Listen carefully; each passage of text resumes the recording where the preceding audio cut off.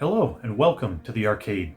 I think there's an inherent understanding among gamers and even collectors to an extent that video games are typically best played on their original intended hardware. There's just something magic about putting a cartridge into that original NES, connecting that to an old CRT, and playing it the way the developers intended at the time the game came out.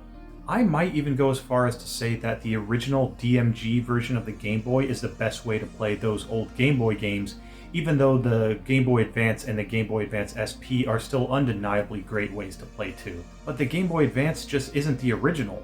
That magic of playing a game on its original intended hardware is something that's kind of hard to describe, but I think it's easy enough to recognize, especially once you've experienced it for yourself. However, the more the years go on, the more likely that these original ways to play are going to become more and more rare, faulty, and just downright inconvenient. Heck, they're already inconvenient. Let's be honest, for those of us who don't already incorporate a CRT into our gaming setup, it can be a chore to lug that thing out of the closet or the attic or wherever you can find room for that beast of a TV. Especially when we have access to newer consoles that are just way easier to boot up and play at a moment's notice no matter where you are. And that is typically when we begin to play games, particularly older ones, on unintended hardware. There are so many different kinds of unintended hardware, ranging from absolutely despicable to debatably superior. There's even quite a few that are developed, released, and supported by the original developers of those decade-old games.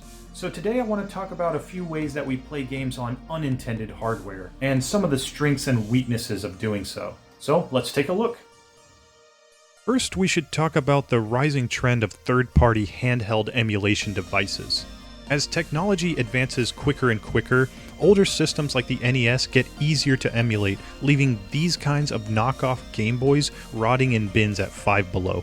I say rotting, but that's not really even true. People, especially non-gamers, actually buy these things, whether it's as a cute little novelty or as a gift for somebody that they know that likes video games.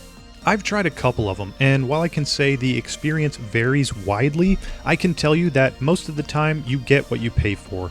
These cheap ones from Big Lots or Five Below have no real or licensed games on them, just simple clones of Flash games for the most part. You might find one or two clones of NES games thrown in there too. It is nice that this one has a rechargeable battery though, and the ability to output to a TV or monitor, but the games on here just aren't worthwhile in my opinion. The better option would be to spend the extra cash to get yourself something like this, the Powkiddy Q90. There's better emulation devices that are handheld on the market too.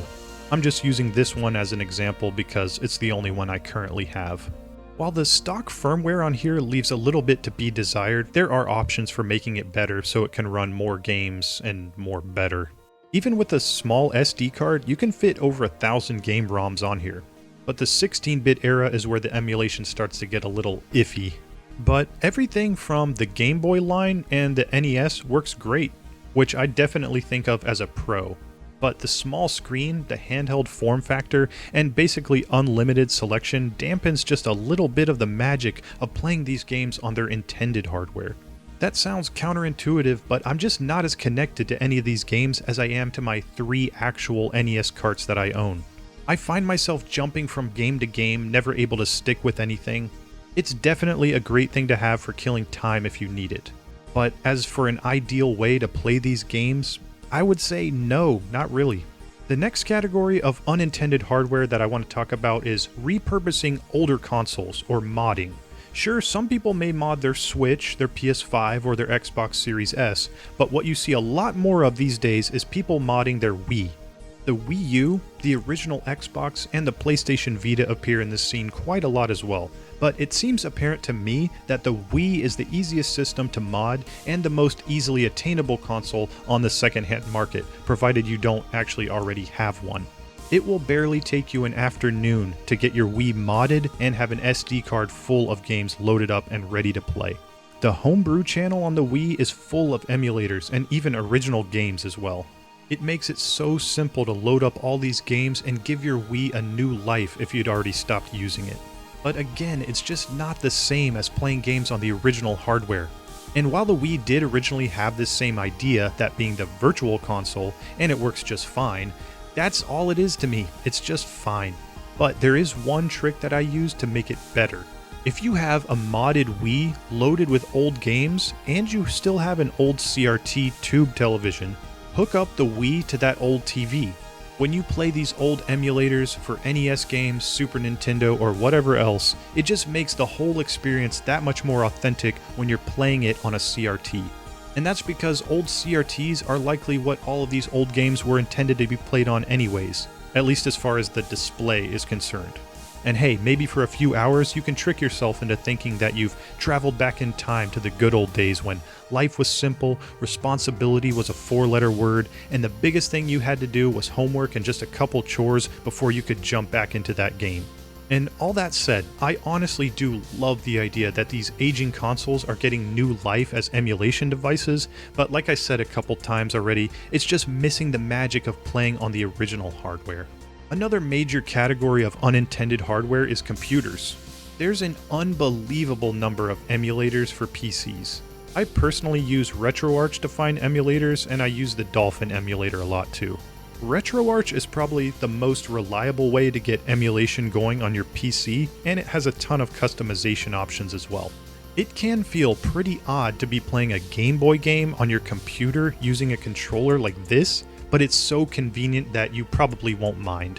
One of the great things about emulation on PC is how the creators of these emulators add in upscaling options to bring your old games into super high resolution.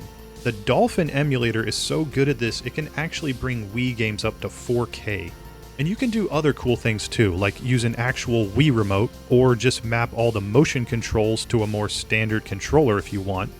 You can play split screen, and you can create save states.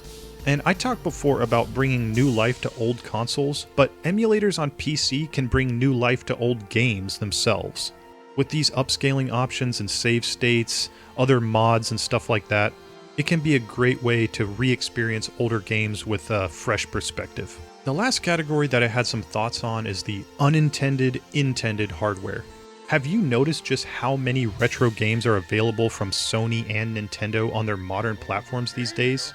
Microsoft too, to an extent. The Nintendo Switch online service has more NES, SNES, and N64 games than I think I'll ever be able to get through. And that's not even to mention all the Game Boy games and Genesis games they have as well. This first-party type of emulation is something that I have a lot of appreciation for. It just feels right to be playing these old Nintendo games on current Nintendo hardware, where I didn't have to obtain the ROM from totally legal means. All I had to do was pay the $20 or $50 a year, and then I have access to these games from the original developer or publisher. It just feels more legitimate, which I guess is obvious, but it helps my peace of mind while playing. Another type of game that fits into this category would be remakes and remasters. All the big game companies have done it, and while I believe it works great in a situation where you take a couple PS2 games and re-release them on PS3, to me, it dampens a little bit of the authenticness of it when you do it with super old games like NES and original Game Boy and bring those to the Switch. Don't get me wrong, I love that idea, but it just doesn't feel as good or as authentic as playing these older games on their original hardware.